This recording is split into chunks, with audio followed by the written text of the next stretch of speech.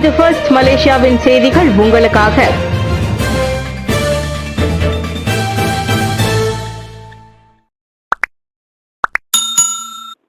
இத்தாலியில் சிக்கிக்கொண்ட மலேசியருக்கு உதவுமாறு தூதரகத்திற்கு பிரதமர் அன்வார் உத்தரவு. மிலான் நகரில் கடப்பிதழ் திருடு போனதால் சிக்கி தவிக்கும் மலேசிய பெண் தலிதா ஜைரிக்கு உடனடியாக உரிய உதவிகளை வழங்குமாறு இத்தாலியில் உள்ள மலேசிய தூதரகத்துக்கு பிரதமர் ஸ்ரீ அன்வார் இப்ராஹிம் உத்தரவிட்டுள்ளார். கடப்புதழ் காணாமல் போனதால் எக்ஸ் தளத்தில் பிரதமரிடம் டாலிலா உதவி கேட்டதாக முன்னதாக பதிவிட்டிருந்தார். இதையடுத்தே வெளியுறவு அமைச்சுக்கு இந்த உத்தரவு பிறந்துள்ளது.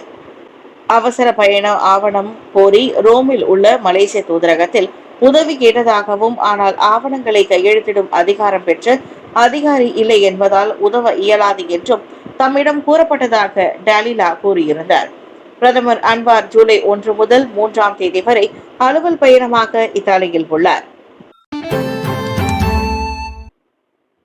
சேவை நீட்டிக்கப்படாதது குறித்து வருத்தமில்லை, பணி ஓய்வு பெற்ற தலைமை நீதிபதி தெங்கு மைமுன் பேச்சு.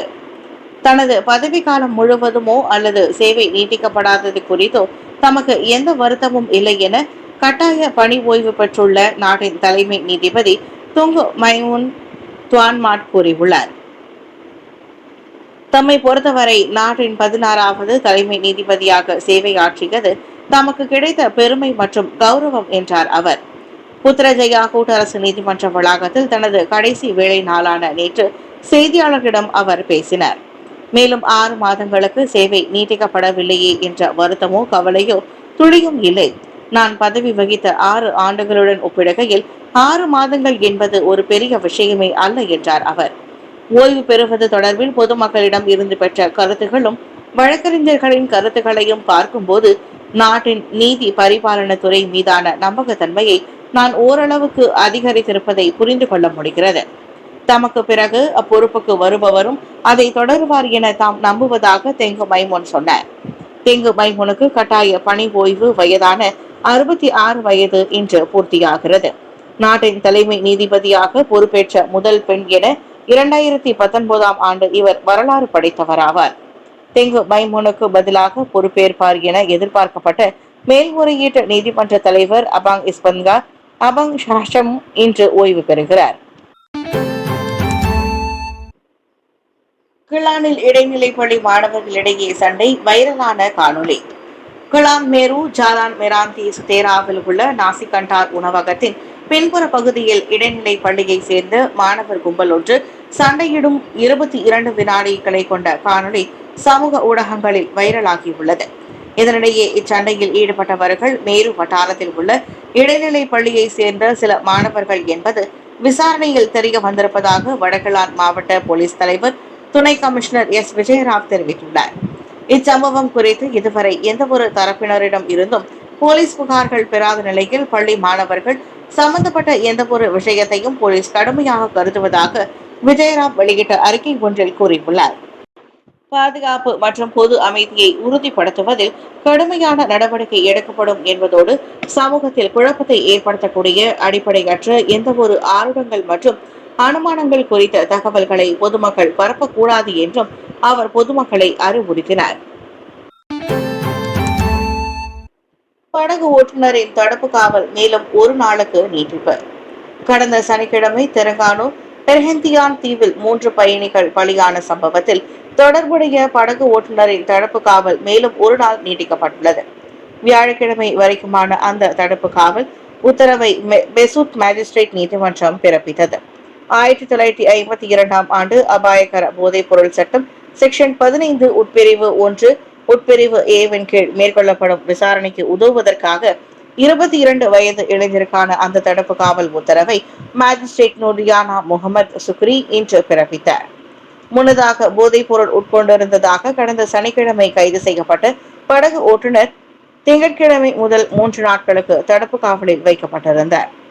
சனிக்கிழமை இரவு 10:30 மணிக்கு நிகழ்ந்த படகு விபத்தில் 40 வயதான எஸ் ஆறுமுகம், 3 வயதான ஏ சார்விகா மற்றும் 10 வயதான வெண்பணி ஆகியோர் உயிரிழந்தனர். நெகிரி சிம்பிளான் மலிவு விலை வீடுகள் வழங்கும் திட்டம் YB அருள்குமார் விளக்கம். நேற்று லாபு தாமான் காடோங் ஜெயாவில் மலிவு விலை வீடுகள் வழங்குதல் தொடர்பான வாக்கெடுப்பு விழா உள்ளூர் அரசாங்க மேம்பாடு வீட்டு வசதி மற்றும் போக்குவரத்து நடவடிக்கை குழுவின் தலைவர் வைபி துவான் அருள்குமார் ஜம்புநாதன் தலைமையில் மிக சிறப்பாக நடந்தேறியுள்ளது. மக்களுக்கு தரமான வசதியான மற்றும் மலிவு விலையில் வீடுகளை வழங்கும் முயற்சியில் ஈடுபட்டிருக்கும் மாநில அரசுக்கு உதவும் நோக்கில் ஏற்பாடு செய்யப்பட்ட இந்நிகழ்வில் கலந்து கொண்ட அனைவருக்கும், குறிப்பாக தாய்மார்களுக்கும் தனது நன்றிகளையும் பாராட்டுகளையும் அவர் தெரிவித்துக் கொண்டுள்ளார். குறைந்த வருமான குழுவின் B40 நலனுக்கான நெகிரி செம்பிலானில் உள்ள ஒவ்வொரு வீடமைப்பு மேம்பாட்டு திட்டத்திலும் மலிவு விலைகளில் வீடுகளை கட்டுவதை மாநில அரசு கட்டாயமாக்கி உள்ளது என்றும் அருண்குமார் கூறியுள்ளார். இந்நிலையில் கடந்த 2018ஆம் ஆண்டு வெவ்வேறு வாழ்க்கை தரங்களை கொண்ட மக்களுக்கு ஏற்றவாறு நியாயமான விலைகளில் வீடுகளை கட்டமைத்து கொடுக்கும் ஒப்புதல்களை மாநில அரசு பெற்றுள்ளதாகவும் அவர் குறிப்பிட்டுள்ளார். மக்களுக்கு பயனளிக்கும் திட்டங்களுக்கு அரசு முன்னுரிமை. பிரதமர் மக்களுக்கு பயனளிக்கக்கூடிய திட்டங்களை மடானி அரசு தொடர்ந்து செயல்படுத்தும் என்று இத்தாலியில் நடைபெற்ற மலேசிய புலம்பெயர்ந்தோர் இடையிலான சந்திப்பு கூட்டத்தில் பிரதமர் அன்வார் இப்ராஹிம் கூறியுள்ளார். மலேசியாவின் முந்தைய அரசாங்கங்கள் வெளிநாட்டினர் அனுபவிக்கும் மானியங்கள் திரும்ப பெறப்படும் என்று கூறியிருந்தாலும் அதற்கேற்ற நடவடிக்கைகளை முன்னெடுக்கவில்லை என்று பிரதமர் மேலும் தெரிவித்துள்ளார்.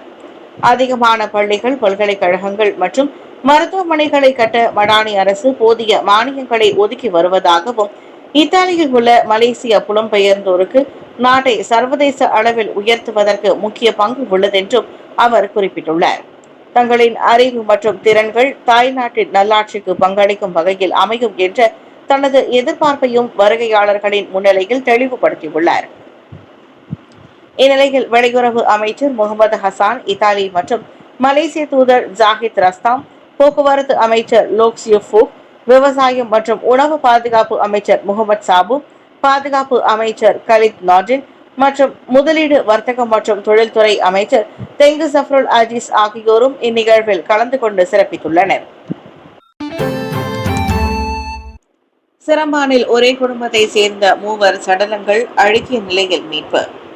சிரம்பான் ஜாலான் புக்கிட் கிறிஸ்டல் பகுதியில் உள்ள ஒரு வீட்டிலிருந்து ஒரே குடும்பத்தை சேர்ந்த 3 சடலங்கள் அழுகிய நிலையில் கண்டெடுக்கப்பட்டுள்ளன. அவ்வீட்டினிலிருந்து துர்நாற்றம் வீசியதை அடுத்து நேற்று மாலை 5 மணி அளவில் பக்கத்து வீட்டுக்காரர் போலீசிடம் புகார் தெரிவித்தார். போலீஸ் வந்து 3 சடலங்களையும் மீட்டது. 3 ஒரே குடும்பத்தை சேர்ந்தவர்கள் என நம்பப்படுவதாக கூறிய சிரம்பான் போலீஸ் மேற்கொண்டு விசாரணைகள் நடைபெறுவதாக தெரிவித்தது. சடலங்கள் சவ பரிசோதனைக்காக ரெம்பா மருத்துவமனையின் தடயவியல் துறைக்கு அனுப்பப்பட்டுள்ளன. இவ்வேளையில் அவ்வீட்டில் ஒரு தம்பதியும் ஆட்டிசத்தால் பாதிக்கப்பட்ட அவர்களில் 30 வயது மகனும் வசித்து வந்ததாக பக்கத்து வீட்டுக்காரர் கூறினார். கடைசியாக கடந்த வெள்ளிக்கிழமை அவர்களை வெளியில் கண்டதாகவும் அந்த அண்டை வீட்டுக்காரர் சொன்னார். மலேசியாவில் ராக்கெட் ஏவுதளம் சபா பஹாங் விண்ணப்பங்களை ஆய்வு செய்யும் மொஸ்தி. மலேசியாவில் ராக்கெட் ஏவுதளத்தை தொடங்குவதற்காக சபா மற்றும் பஹாங் ஆகிய 2 மாநிலங்களின் விண்ணப்பங்களை தொடர்ந்து மலேசிய அறிவியல், தொழில்நுட்பம் மற்றும் புத்தாக்கத்துறை அமைச்சு மோஸ்டி தனது முதற்கட்ட ஆய்வை மேற்கொண்டு வருகின்றது. பல்வேறு அம்சங்களில் இருந்து ஆராய்ச்சி தேவைப்படுவதால் இந்த ஆய்வுக்கு சிறிது நேரம் எடுக்கும் என்றும், ஆர்வமிக்க அவ்விரு மாநிலங்களின் சாத்திய கூறுகளை கண்டறியும் செயல்பாட்டில் தமது துறையினர் ஈடுபட்டு வருவதாக அறிவியல், தொழில்நுட்பம் மற்றும் புத்தாக்கத்துறை அமைச்சர் சாங் லீ காங் கூறியுள்ளார். ராக்கெட் ஏவுதளத்தின் கட்டுமான பணிகள் 2026ஆம் ஆண்டில் தொடங்கப்படும் என்றும், தற்போது உலகில் அதிகரித்து வரும் ராக்கெட் ஏவுதளங்களுக்கு போதுமான இடம் குறைவாகவே உள்ளது என்றும் பெட்ரனஸ் தொழில்நுட்ப பல்கலைக்கழகத்தின் 5வது தொழில்நுட்ப மாநாட்டில் உரையாற்றிய போது அவர் மேலும் குறிப்பிட்டிருந்தார். இந்நிலையில் தென்கிழக்கு ஆசியாவில் முதல் ராக்கெட் ஏவுதளத்தை உருவாக்க மலேசியா போட்டியிடுவதாகவும் தகவல்கள் கிடைக்கப்பெற்றுள்ளன. கேபிள் கார் ஏஐ வீடியோவால் ஏமாந்த முதிய தம்பதி, KL முதல் பேராக் வரை பயணம். ஏஐ அதிநவீன தொழில்நுட்பத்தால் உருவாக்கப்பட்ட வீடியோவால் குவாக் ஹுலுவில் இல்லாத கேபிள் காரை இருப்பதாக நம்பி கோலாலம்பூரில் இருந்து பேராக் பயணமாகி ஒரு வயதான தம்பதியர் ஏமாந்து போயிருக்கின்றனர். சென்ற இடத்தில் கேபிள் கார் இல்லாததால் அவர்கள் மனம் உடைந்தனர். த்ரெட்ஸ் சமூக ஊடகத்தில் ஒரு பயனர் பகிர்ந்த அப்பதிவு தற்போது வைரலாகியுள்ளது. அத்தம்பதியர் உள்ளூர் ஹோட்டலில் செக் இன் செய்து 2 மணி நேரத்தில் கேபிள் காரை பெற்றுக் கொண்டனர். கேபிள் காரை பற்றி தகவல் கேட்டபோது தன்னால் நம்ப முடியவில்லை என அப்பெண் கூறினார். முதலில் அவர்கள் சொன்னதை கேட்டு நகைச்சுவை என்று நினைத்தேன். ஆனால் கேபிள் காருக்காகவே கோலாலம்பூரிலிருந்து வந்ததாக அவர்கள் கூறியதை கேட்டு அதிர்ச்சி அடைந்தேன் என்றார் அவர். அது ஏஐயால் உருவாக்கப்பட்ட வீடியோ என அப்பெண் சொல்லிய போதும் அது நிச்சயமாக போலியாக இருக்காது என அம்மூதாட்டி கூறினார். காரணம், அந்த வீடியோவில் ஒரு செய்தியாளர் இருந்தாராம். எவ்வளவோ விளக்கிய பிறகும் அவர்கள் நம்பவில்லை. மை கியாஸ்க் திட்டம் டெண்டர்கள் விடப்பட்டதில் லஞ்ச ஊழல் முறைகேடா? எம்ஏசிசி விசாரணை. வீடமைப்பு ஊராட்சி துறை அமைச்சின் கீழ் மை கியாஸ்க் திட்டத்தை வர்த்தகர்களுக்கு வழங்கிய டெண்டர் அல்லது குத்தகையில் லஞ்ச ஊழல் ஏற்பட்டுள்ளதாக எழுந்த குற்றச்சாட்டு தொடர்பில் மலேசிய ஊழல் தடுப்பு ஆணையமான எம்ஏசிசி விசாரணையை தொடங்கியுள்ளதாக அதன் விசாரணை பிரிவின் மூத்த இயக்குநர் ஜைனுல் டாருல் வெளியிட்ட அறிக்கையில் உறுதிப்படுத்தியுள்ளார். டெண்டர் வழங்கப்பட்டதில் லஞ்ச ஊழல் அல்லது முறைகேடு நடந்ததற்கான அம்சங்களை அடையாளம் காண்பதில் எம்ஏசிசி கவனம் செலுத்தி வருகிறது. ஒட்டுமொத்த நிர்வாக செயல்முறையையும் ஆராய்ந்து விதிகள், அமைப்புகள் அல்லது நடைமுறைகள் மீறப்பட்டுள்ளதா என்பதை தீர்மானிப்போம் என்று ஜைனுல் கூறினார். 250 மில்லியன் ரிங்கிட் உட்படுத்திய நிதி மற்றும் அந்த திட்டத்தின் அமலாக்கம் குறித்து விசாரணை நடத்த வேண்டும் என கடந்த மே மாதம் ஸ்லாங்கூர் மாசிசா இளைஞர் பிரிவு எம்ஏசிசியிடம் புகார் செய்திருந்தது. குறிப்பிடத்தக்க முதலீடு இருந்த போதிலும் கியாஸ்குகளில் பாதிக்கும் மேற்பட்டவை மட்டுமே வழங்கப்பட்டுள்ளதாக மாசிசா இளைஞர் பிரிவின் தலைவர் தான்சி சென் கூறிக்கொண்டார். ஒரு யூனிட் கியாஸ்கின் சந்தை விலை 12,800 ரிங்கிட் மட்டுமே இருக்கும் வேளையில் அவற்றிற்கு 25,000 ரிங்கிட் முதல் 34,000 ரிங்கிட் விலையை அரசாங்கம் செலுத்துவது ஏன் என பஹாங் மாசிசா இளைஞர் பிரிவு வினவியது. பிரிக்ஃபீல்ட்ஸ் துப்பாக்கிச்சூடு வழக்கு சந்தேக நபரை அடையாளம் கண்ட போலீசார். கடந்த மாதம் பிரிக்ஃபீல்ட்ஸில் நடந்த துப்பாக்கிச்சூடு சம்பவத்தில் தொடர்புடையதாக நம்பப்படும் சந்தேக நபர்களை காவல்துறையினர்கள் வெற்றிகரமாக அடையாளம் கண்டுள்ளனர். காவல்துறையினர் மேற்கொண்ட விசாரணையில் சந்தேக நபர்கள் அனைவரும் தப்பிக்க முயன்றுள்ளனர் என்றும் அவர்களை கைது செய்யும் நடவடிக்கையில் போலீசார் தீவிரமாக ஈடுபட்டுள்ளனர் என்றும் கோலாலம்பூர் துணை காவல்துறை தலைவர் டாக்டர் முகமது யூசுப் ஜான் முகமது தெரிவித்துள்ளார். இந்த வன்முறைக்கு போதைப்பொருள் மற்றும் குண்டர் கும்பல் சம்பந்தப்பட்ட பிரச்சினைகள் தான் முக்கிய காரணம் என்று மேல்கட்ட விசாரணையில் தெரிய வந்துள்ளதாக அவர் மேலும் கூறியுள்ளார். இந்நிலையில் சம்பவ இடத்தில் கண்டெடுக்கப்பட்ட தோட்ட உரையை காவல்துறையினர் ஆய்வு செய்து வருவதாகவும் மேலும் விசாரணைக்கு உதவுவதற்காக இதுவரை 20 நபர்களின் வாக்குமூலங்கள் பதிவு செய்யப்பட்டதாகவும் விளக்கம் அளிக்கப்பட்டுள்ளது. எஸ்எஸ்டி விரிவாக்கம், கொள்ளை லாபம், பணவீக்கத்தை கட்டுப்படுத்த பொதுமக்களின் ஆதரவு முக்கியம். பொருளாதார வல்லுநர்கள். எஸ்எஸ்டி எனப்படும் விற்பனை மற்றும் சேவை வரி விரிவாக்கத்தின் தாக்கத்தை குறைப்பதற்கான அரசாங்கத்தின் நடவடிக்கைக்கு பல்வேறு தரப்பினர், குறிப்பாக பயனீட்டாளர்களின் ஒத்துழைப்பும் அவசியமாகும். வணிகர்கள் நியாயமற்ற வகையில் லாபம் ஈட்டும் நடவடிக்கைகளுக்கான வாய்ப்பை குறைக்க அது முக்கியம் என பொருளாதார வல்லுநர்கள் தெரிவிக்கின்றனர். நேற்று தொடங்கி இந்த எஸ்எஸ்டி விரிவாக்கம் பெரிய குறுகிய கால தாக்கத்தை ஏற்படுத்தாது என நிதி அமைச்சும் ஆய்வு நிறுவனங்களும் செய்த கணிப்புகளின்படி தெரிய வந்துள்ளது. குறிப்பாக பணவீக்கமும் 0.25% முதல் 1.6% வரைக்கிலான இருக்கும் என பொருளாதார பேராசிரியர் மெடலின் பெர்மா கூறினார். எஸ்எஸ்டியை அடிப்படை தேவைகளில் திணிக்காமல் ஆடம்பர பொருட்கள், பொழுதுபோக்கு மற்றும் வாழ்க்கை முறை சேவைகளுக்கு மட்டுமே விரிவுபடுத்த அரசாங்கம் முடிவெடுத்துள்ளது. இதனால் குடும்பங்களின் வாங்கும் சக்தியில் பெரிய தாக்கம் தவிர்க்கப்பட்டுள்ளது. பணவீக்க அழுத்தங்களையும் கட்டுப்படுத்த முடிவதாக அவர் சொன்னார்.